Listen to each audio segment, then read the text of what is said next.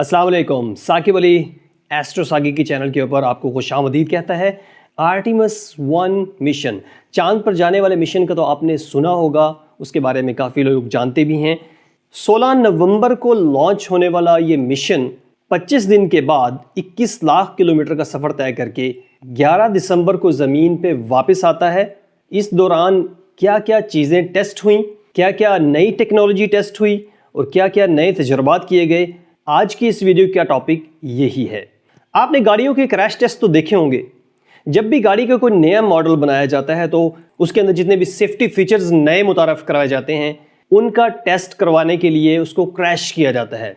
उन गाड़ियों के अंदर कोई ड्राइवर नहीं होता, कंप्यूटर के ज़रिए कंट्रोल करके उन गाड़ियों को क्रैश करवाया जाता है और उनके एयर बैग्स और जितने भी सेफ्टी सिस्टम्स हैं उनकी एक्चुएशन टेस्ट की जाती है कि रियल लाइफ के अंदर अगर कोई ऐसा इवेंट होता है तो ये सेफ्टी सिस्टम एक्टिवेट होंगे कि नहीं।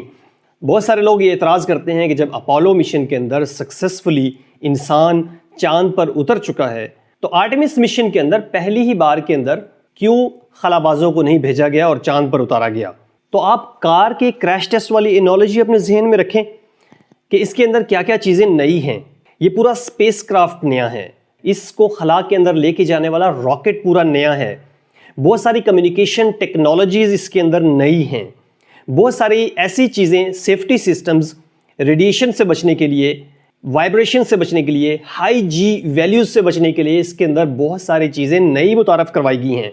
क्योंकि खला के अंदर तो कोई मेंटेनेंस शॉप नहीं आएगी या खला के अंदर तो कोई रेस्क्यू टीम नहीं पहुंचेगी इनको बचाने के लिए, खलाबाजों को बचाने के लिए। तो इसके लिए इस स्पेस क्राफ्ट के अंदर लगी टेक्नोलॉजीज़ का टेस्ट लाजमी है। अपोलो मिशन आपको अगर याद हो तो अपोलो 1 के अंदर आग लगने का वाक़या हुआ था, जो ज़मीन के ऊपर ही तीनों एस्ट्रोनॉट्स खलाबाज जल कर मर गए थे। उसके बाद अपोलो 11 तक बीच में कितने मिशंस आए हैं जिनके अंदर एक एक चीज़ को स्टेप वाइज टेस्ट किया गया।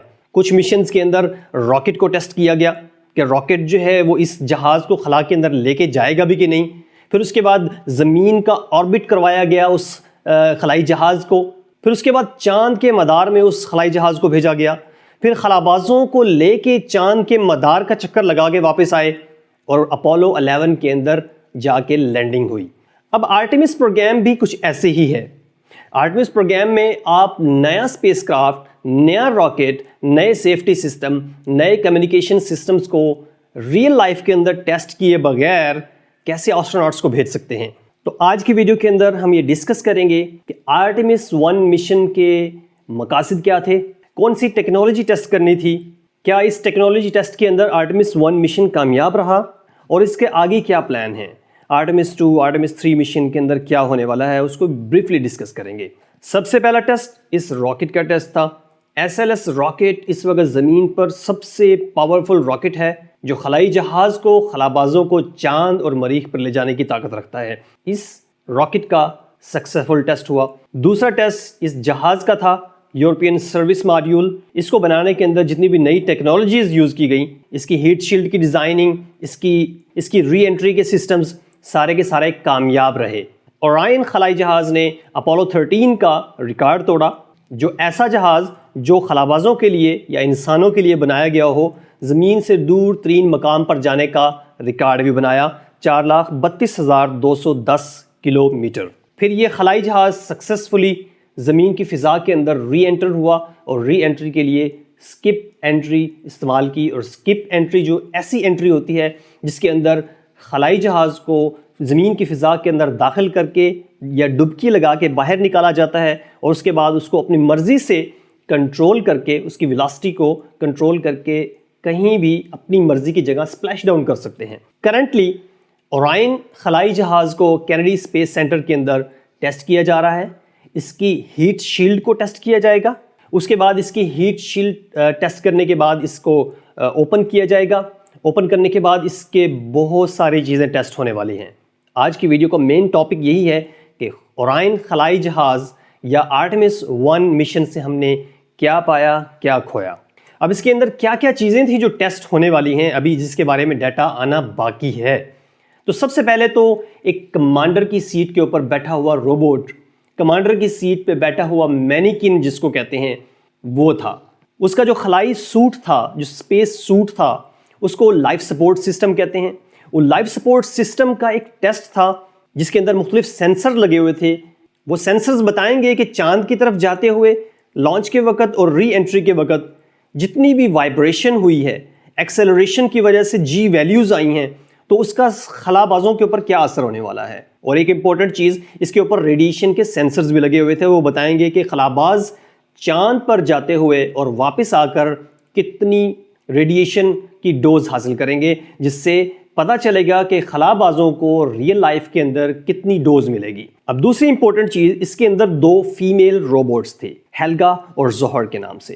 اب یہ جو فیمیل روبوٹس ہیں یہ بہت ٹیکنیکل چیز ہے.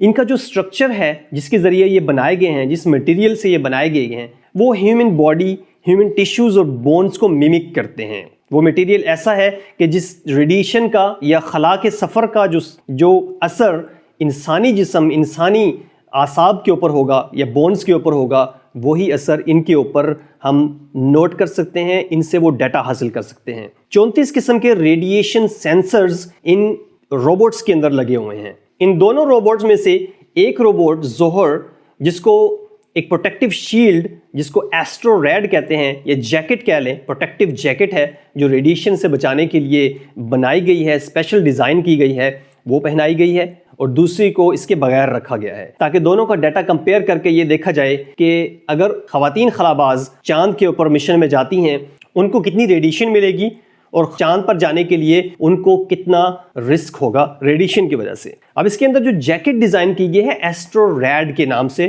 وہ 2 خلائی ایجنسیوں نے مل کر بنایا ہے. ایک جرمن ایروسپیس سینٹر اور اسرائیلی اسپیس ایجنسی, ان دونوں نے مل کے یہ ایسٹرو ریڈ جیکٹ تیار کی ہے, جس کو پہلے انٹرنیشنل اسپیس اسٹیشن کے اندر بھی ٹیسٹ کیا جا رہا تھا 2 سال سے, اور اب پریکٹیکلی چاند پر جانے والے خلائی جہاز کے اندر اس کو ایک روبوٹ کو پہنا کے ٹیسٹ کیا گیا ہے, جس کا ڈیٹا آنا ابھی باقی ہے, جسے پتہ چلے گا اور جس کے ذریعے کمپیوٹر سیمولیشنز کے ذریعے بنائے گئے ماڈلز کو اپ ڈیٹ کیا جائے گا. اور یہ یاد رہے کہ چاند پر جانے والے جتنے بھی خلائی جہاز یا خلاباز ہوں گے ان کو زمین کے مقابلے میں 250 گنا زیادہ ریڈیشن کا سامنا کرنا پڑ سکتا ہے, جس کے لیے سب سے امپورٹنٹ چیز یہ ویسٹ ہوگی اور اورائن خلائی جہاز کی شیلڈنگ ہوگی. اب ایک اور چیز امپورٹنٹ ہے, 10 چھوٹے چھوٹے جوتے کے باکس کے سائز کے, شو باکس سائز کے کیوب سیٹس جو اس اورائن جہاز کے ساتھ بھیجے گئے تھے, اورائن سٹیج اڈاپٹر کے اندر رکھے گئے تھے اور ان کو لانچ کیا گیا تھا ڈیفرنٹ پرپزز کے لیے,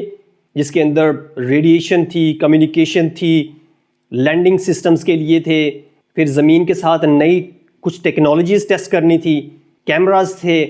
یہ ساری چیزیں ٹیسٹ کرنے کے لیے ان 10 چھوٹے چھوٹے سیٹلائٹس کو بھی ساتھ بھیجا گیا تھا, جن کا ڈیٹا آ رہا ہے اور آتا رہے گا تاکہ نئے جانے والے جو مشن ہیں ان کو, ان کی سیمولیشنز کو, ان کے ماڈلز کو اپڈیٹ کیا جائے. ان 10 کیوب سیٹس کے بارے میں اگر ڈیٹیل سے انفارمیشن چاہتے ہیں تو یہ میری ویڈیو ہے جو علیحدہ سے میں نے ان 10 کیوب سیٹس کے فنکشنز کے اوپر, پرپزز کے اوپر, مقاصد کے اوپر بنائی ہے, وہ آپ دیکھ سکتے ہیں. اب ایک اور چیز رہ گئی ہے سب سے امپورٹنٹ, کمیونیکیشن سسٹم کیلسٹو کے نام سے. کیلسٹو مشتری کا ایک چاند بھی ہے, لیکن یہ کیلسٹو کمیونیکیشن سسٹم بہت ہی امپورٹنٹ ہے اور میرا فیوریٹ بھی ہے. اب کیلسٹو کیا ہے؟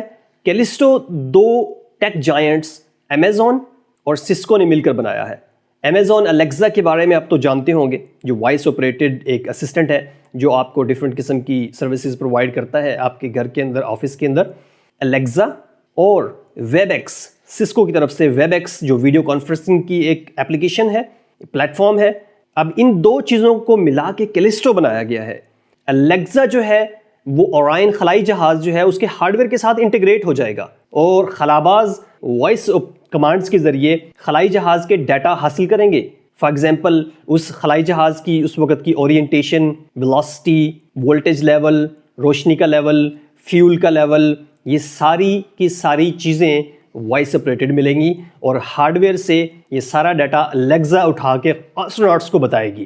اس کے علاوہ یہ کمیونیکیشن کرنے کے لیے ڈیپ اسپیس نیٹ ورک استعمال کرے گی تاکہ زمین کے اوپر موجود کلاؤڈ کے اندر سے ڈیٹا اٹھا کے اورائن خلائی جہاز کے جو ڈسک ہے, جو وہاں پہ ڈیٹا سٹوریج ہے, لوکل سٹوریج ہے, اس کے اندر بھی سیو کریں اور فیوچر میں خلابازوں کے کام آ سکے۔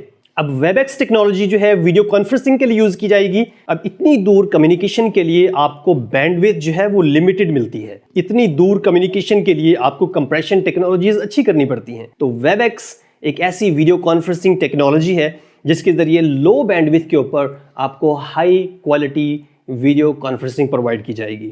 تو یہ دونوں مل کے کیلسٹو کو جنم دیتے ہیں، اور کیلسٹو کمیونیکیشن اورائن جہاز کے لیے ایک ریولوشن ہوگا۔